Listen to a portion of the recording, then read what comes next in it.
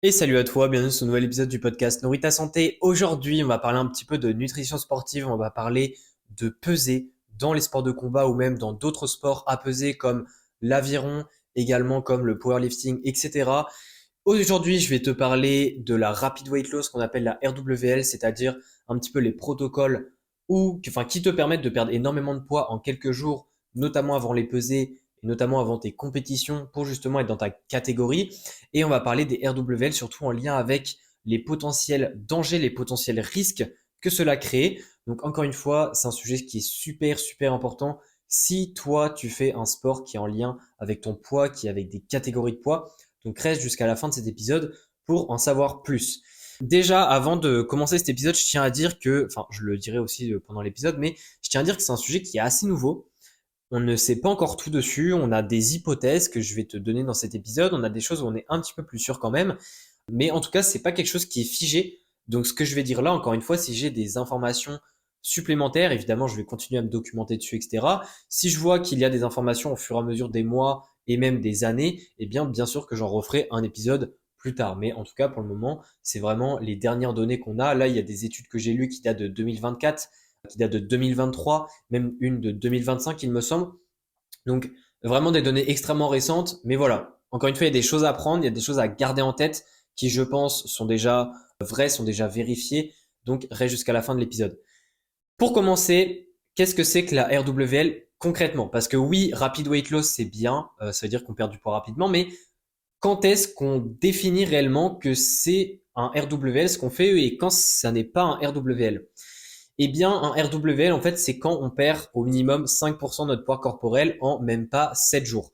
Autrement dit, si en une semaine, tu perds plus de 5% pardon, de ton poids, ça veut dire que tu fais un RWL. Par exemple, si on a quelqu'un de 70 kg et donc 5% de son poids, c'est, faut juste que je fasse le calcul, c'est, on va dire à partir de 4 kg, donc 3 kg et quelques, eh bien, donc 3,5 kg, eh bien, si cette personne-là, en une semaine, elle perd 4 kilos, oui, là, il y a un RWL. Par contre, si elle perd 2 kilos en 7 jours, là, non, il n'y a pas de RWL. Donc voilà un petit peu la différence. En fait, c'est vraiment une question de quantité. Combien est-ce que tu perds de poids en 7 jours? Et si tu perds plus de 5% de ton poids, ça veut dire que tu es en RWL.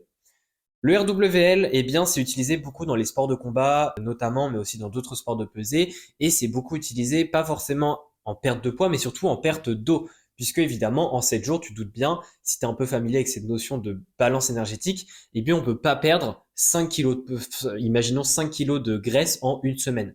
Et même 1 kilo de graisse en une semaine, ça fait quand même 7700 calories environ, ça fait un déficit de plus de 1000 calories par jour pendant 7 jours. Donc évidemment, si tu perds même 3 kilos de graisse en une semaine, tu doutes bien que c'est assez compliqué puisque ça amène très vite à des chiffres qui sont totalement impossibles à atteindre. Donc ça déjà, c'était pour un peu l'introduire le sujet et justement, la déshydratation, c'est le principal outil qu'on va utiliser pour justement les RWL. Donc par exemple, on va faire du water loading, ce qu'on appelle, on va courir avec des combinaisons de sudation, on va aller au sauna, on va faire des bains chauds, on va arrêter de boire pour certains. Voilà, il y a plein de méthodes, il y a aussi moduler le sel, enfin bref, il y a plein de méthodes qui font qu'on va perdre de l'eau et donc on va perdre pas mal de poids en seulement quelques jours.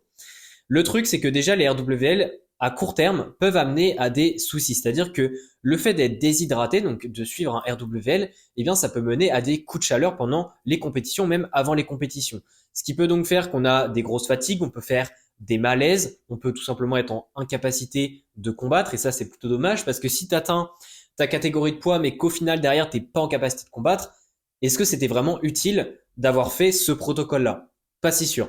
Donc il y a déjà cet aspect-là, mais il y a aussi l'aspect psychologique, c'est-à-dire que oui, la déshydratation, quand tu es déshydraté, eh bien ça a des conséquences au niveau de la psychologie et notamment au niveau de comment ton cerveau va bien fonctionner. C'est-à-dire que l'aspect cognitif, l'aspect réflexion, ton temps de réaction, également tes réflexes, également ta coordination, eh bien tout ça, ça va être diminué à cause d'une déshydratation et donc à cause du RWL. Et évidemment, ça va avoir des impacts sur tes performances à court terme au niveau de ta compétition.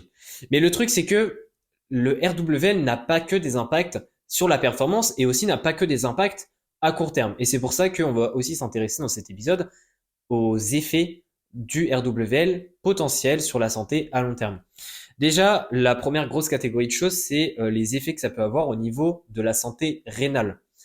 Les reins, il y a beaucoup de débats autour de ça, RWL et reins, puisqu'en fait, RWL, souvent, il y a beaucoup de modulation au niveau de l'apport hydrique et au niveau tout simplement de la quantité d'eau qu'on a. Les reins sont connus pour leur fonction au niveau de l'excrétion des reins, au niveau de filtrer l'eau, etc., d'excréter l'eau avant qu'elle soit, enfin d'excréter l'eau dans les urines, bref, plein de choses. Et le fait de énormément moduler à la fois sa quantité d'eau dans le corps, donc c'est-à-dire de se déshydrater, mais également dans certains cas d'arrêter de boire, eh bien ça peut évidemment avoir des impacts sur les reins et donc ça a été beaucoup étudié. Déjà, pardon, je tiens à dire que ce sujet-là n'est pas encore clos. Encore une fois, c'est très récent comme sujet, donc on ne sait pas encore tout, mais on a quand même des données qui nous indiquent que oui, il y a des chances que le RWL ait des impacts au niveau des reins. Déjà, il y a une étude qui a étudié 4 différents biomarqueurs au niveau des reins qui indiquent, on va dire, l'état de santé des reins. Et il a été montré que chez des combattants et combattantes qui sont sous RWL, ça veut dire qu'ils ont perdu au moins 5% de leur poids corporel avec une déshydratation, donc en très très peu de temps, eh bien, il y avait 3 de ces 4 biomarqueurs qui étaient impactés, ce qui signifiait que les reins, on va dire, vivaient un mauvais moment, en quelque sorte. Mais par contre, donc ça c'était chez des combattants et combattantes qui avaient un protocole de RWL et qui faisaient une séance de sport. Et à côté, pour comparer, il y avait des personnes, pareil, qui faisaient la même séance de sport, mais qui n'étaient pas sous RWL. Et eux, ils n'avaient pas de différence au niveau de ces biomarqueurs. Donc ça peut indiquer que la déshydratation de la RWL amène à des changements au niveau des biomarqueurs au niveau des reins, et donc peut-être qu'à long terme, ça peut amener à des problèmes de reins. Mais ce qui a surtout été souligné dans ces études-là, en dehors des biomarqueurs, c'est différents facteurs qui peuvent impacter la santé des reins à long terme. Le premier facteur est le plus important. Vraiment, si tu dois retenir une seule chose de cet épisode, c'est vraiment ça. C'est la fréquence à laquelle sont utilisés les RWL. Il faut te dire que sur ta santé, il n'y aura pas du tout les mêmes effets entre une personne qui fait un RWL. Et encore une fois, il faut bien te référer à la définition. Un RWL, c'est pas juste perdre du poids avant une compétition. Un RWL, c'est perdre au minimum 5% de ton poids corporel en moins de 7 jours avant une compétition ou peu importe au final. Et du coup, une personne qui fait 10 RWL par an aura beaucoup plus de risques sur sa santé à long terme qu'une personne qui en fait que 2 ou même qu'un seul. En fait, la fréquence, ça a été dit dans plein d'études scientifiques, mais la fréquence des RWL, c'est souvent ce qui est corrélé avec de potentiels problèmes de santé à long terme. Donc ça, c'est la première chose. Deuxième chose, c'est plutôt au niveau de l'intensité des RWL. C'est-à-dire que un RWL de 5% n'aura probablement pas les mêmes effets à long terme qu'un RWL de 10%, ce qui peut arriver chez certains, notamment en MMA, vu qu'il y a des grosses différences entre chaque catégorie, et bien souvent, les combattants sont amenés à faire de plus grosses pertes de poids pour arriver à une catégorie d'en dessous, et donc ça fait que souvent, il y a des plus gros cuttings dans le MMA, et donc oui, 10%, c'est possible de perdre 10% de son poids corporel en 7 jours, ça a déjà été fait. Encore une fois, les méthodes, est-ce qu'elles sont bonnes ou pas? Je ne sais pas, c'est une autre discussion, mais en tout cas, oui, c'est possible. Donc ça, déjà, c'est le deuxième facteur, c'est l'intensité. Donc on a la fréquence, on a l'intensité. Ensuite, on a également la modulation de l'entraînement. Est-ce que l'entraînement, quand tu es en RWL, c'est-à-dire quand la semaine avant ta compétition, est-ce que il y a une modification au niveau du volume d'entraînement, de l'intensité, de la fréquence? Sinon, il y a plus de risques.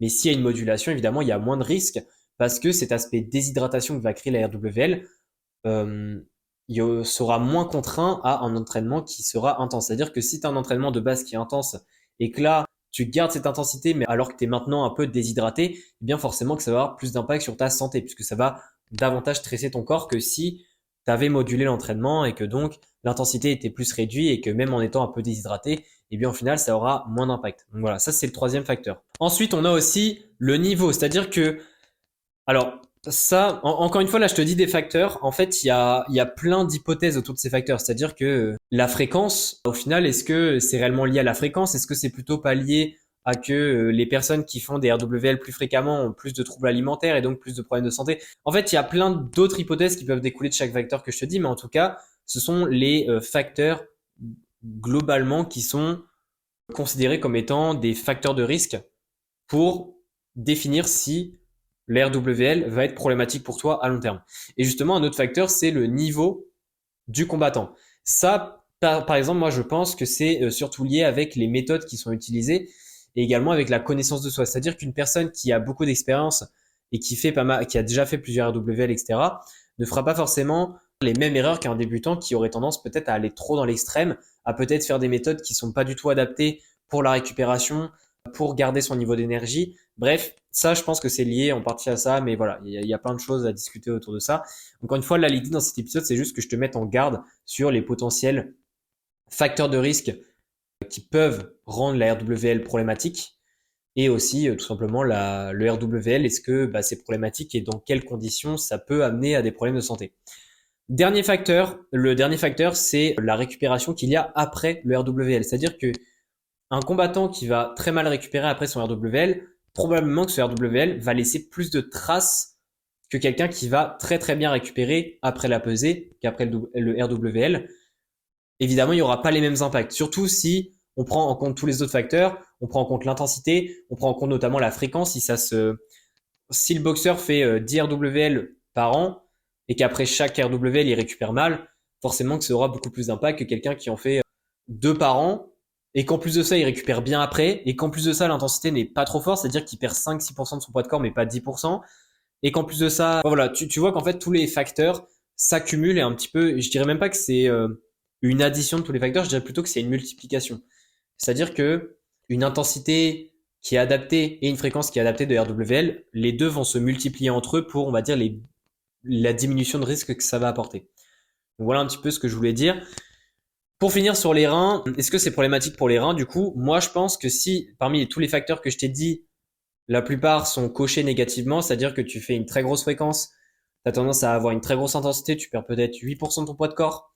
Également que tu récupères mal après, tu n'as pas tendance à te réhydrater correctement. Si tu as ces différents facteurs-là, je pense que oui, là, peut-être que tes reins sont en danger, on va dire, à long terme. Si par contre tu fais les choses correctement et que ces facteurs-là, il n'y a pas, on va dire, d'alerte rouge qui sonne dans ta tête, là, je pense que tu as beaucoup moins à t'inquiéter pour tes reins à long terme. Ensuite, autre chose, c'est ce qu'on appelle le syndrome métabolique. Le syndrome métabolique, j'en ai, je pense, déjà parlé dans ce podcast, mais en fait, c'est un ensemble de conditions. C'est-à-dire que c'est le fait d'avoir beaucoup de cholestérol, pas beaucoup de bon cholestérol, bon, c'est du HDL, hein, j'aime pas le terme bon cholestérol. Également une haute pression artérielle, un haut tour de taille ou alors une obésité. Bref, en fait, tout, et un glucosage qui est aussi très élevé. Et tous ces facteurs-là, en fait, s'ils sont réunis, c'est-à-dire que si chacun de ces critères, et on va dire, a un taux qui est anormal, qui est mauvais, eh bien là, on a ce qu'on appelle un syndrome métabolique.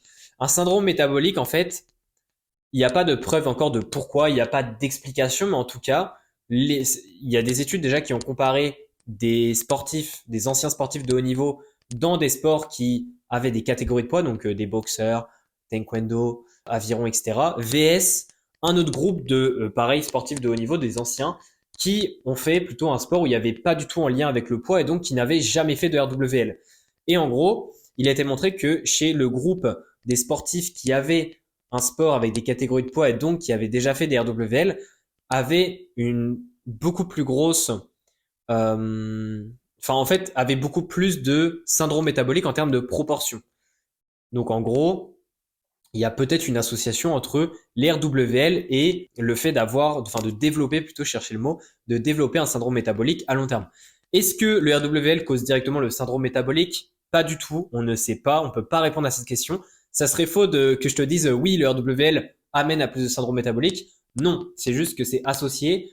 Est-ce que c'est réellement lié à ça? Est-ce que c'est pas lié par exemple à ce que les personnes qui font beaucoup de RWL ont tendance à manger énormément de fast-food après pas après leur pesée, mais après leur compétition. Et donc, vu que ça se produit très généralement, eh bien, souvent ces personnes-là mangent plus de fast-food que la population générale, et donc ça mène à plus de syndrome métabolique. Peut-être que c'est une explication possible. Est-ce qu'on le sait? Non. Est-ce que c'est une hypothèse? Oui. Mais est-ce que ça veut dire que les RWL amènent à plus de syndrome métabolique? Non. Ça veut juste dire que, sur le papier, on a montré que les personnes qui font plus de RWL sembleraient développer plus de syndrome métabolique. Mais ça ne veut pas dire que le RWL soit la cause même et peut-être que c'est juste une corrélation. C'est plus c'est plus un speech de chercheur là que je suis en train de faire, mais c'est quand même important que je souligne ce point-là pour éviter qu'on fasse des conclusions hâtives. Dernier point que je voulais parler aussi, c'est au niveau de la récupération musculaire.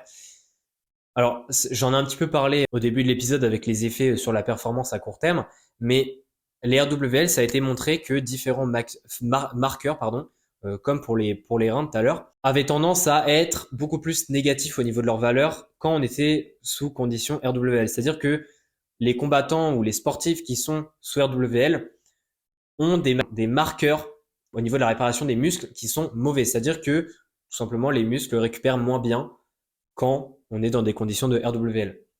Encore une fois, est-ce que ça impacte à très long terme les muscles? Est-ce que ça peut amener à des problèmes musculaires à long terme? On ne sait pas, mais en tout cas, c'est juste une donnée qu'on a là. C'est encore une fois, celui-là, c'est vraiment à prendre avec des pincettes parce qu'on manque encore de données, c'est très très précis, mais je tiens quand même à le préciser parce que c'est peut-être quelque chose que je vais reparler dans de futurs podcasts, on ne sait jamais. Je pense avoir fait le tour dans cet épisode. Ce que je tiens vraiment à en fait, ce que je veux vraiment que tu comprennes dans cet épisode-là, c'est que le RWL n'est pas dangereux en lui-même. Je pense que c'est surtout la façon dont on l'utilise. C'est-à-dire que, en soi, le RWL, le fait de perdre 5% de son poids de corps en une semaine, si c'est utilisé de temps en temps, une fois par an, imaginons. À côté de ça, c'est 5 à 6% de poids de corps de perdu, mais pas 12%. À côté de ça, qu'il y a un protocole de récupération après la pesée qui est optimisé. Et donc, ça veut dire que cette RWL va être rapidement éliminée en quelque sorte après la pesée. Et qu'à côté, il y a vraiment le fait d'être conscient, que ça ait des risques, etc. Je pense que c'est pas problématique. Encore une fois, c'est vraiment un facteur, enfin, c'est vraiment un effet cumulé. Si tous les facteurs que je t'ai dit ne vont pas, là oui, c'est un risque. Si ils vont tous bien, si tu fais les choses correctement, tu fais maximum un RWL 2 fois par an, voire même 3 fois grand maximum, et qu'à côté de ça, tu fais juste des pertes de poids, on va dire, qui sont normales, c'est-à-dire que tu perds plutôt sur plusieurs semaines du poids, je vois pas trop le problème. Si l'intensité est ok, il y a rien d'aberrant, il n'y a pas de 12% de poids de corps de perdu en une semaine, c'est ok. Si tu as ce protocole après la pesée qui te permet de bien te réhydrater, c'est ok. Enfin, voilà, encore une fois, c'est une méthode qui est possible à RWL. Moi, je suis pas contre.